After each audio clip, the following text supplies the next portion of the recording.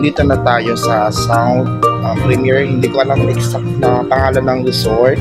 Pero dito na tayo sa venue. May dala lang tayong floral for our detail outfit ngayon. So good luck. Wala akong prepare na script. Wala akong prepare na kahit ano kasi nga ay hindi ko ito napaghandaan. Pero bahala na. God will do the rest and I will do my best. Okay?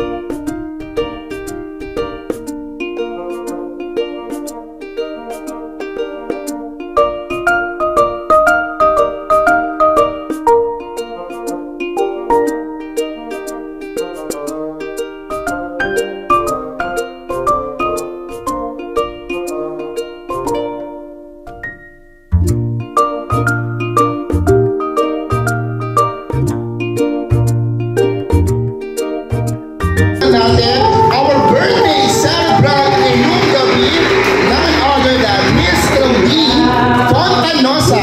Mahal na Panginoon, maraming salamat. Maraming salamat po sa pinakamata. Claudine, I hope we made you happy tonight. Masaya na. After many years of clamoring. Okay, din sa pandemic.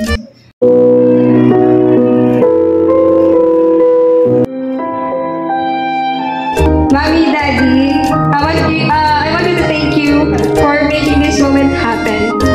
Now I can say the long wait is over.